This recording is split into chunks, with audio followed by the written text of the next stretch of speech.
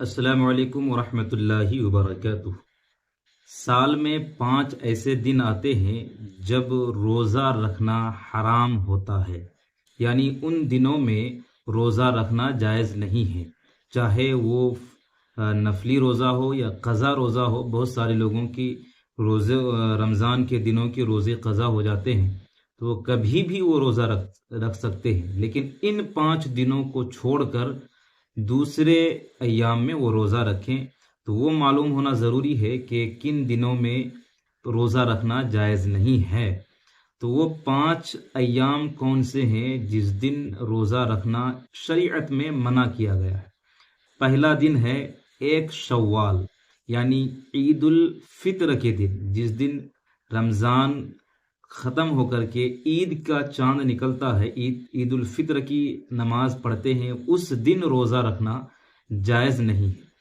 اور دوسرا دن ہے 10ویں ذی الحجہ، یعنی جس دن ہم لوگ بقرعید کا چاند دیکھ کر کے جس دن قربانی کرتے ہیں، ذی الحجہ کا چاند دیکھنے کے 10 دن بعد، یعنی 10 ذی الحجہ کو قربانی ہوتی ہے۔ تو 10 سے لے کر کے 13 ذی الحجہ تک یہ 4 دن، یعنی 10، 11، 12 اور 13 ذی الحجہ، ان 4 دنوں میں روزہ رکھنا جائز نہیں ہے۔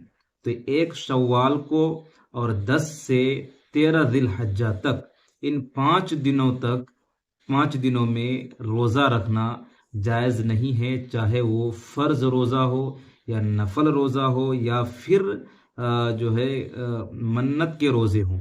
تو یہ ایسی چیزیں ہیں کہ بہت سارے لوگ جن کے کوئی تو نفل کی نیت کر لیتا ہے، نفل روزے بقرعید کے دن رکھنا شروع کر دیتا ہے، یا پھر دوسرے دن، تیسرے دن یا پھر چوتھے دن۔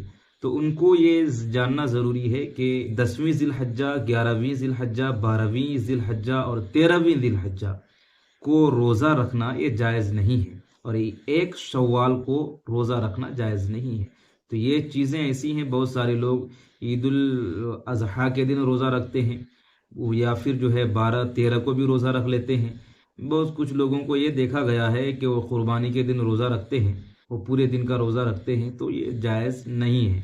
کچھ لوگ اگر چاہیں کہ رمضان میں اگر 1 روزہ رمضان کا قضا ہو گیا ہو اور وہ عید کے دن، یعنی عید الفطر کے دن اس کی قضا کرے، یعنی روزہ رکھے، تو یہ جائز نہیں ہے، اس دن روزہ رکھنا منع ہے۔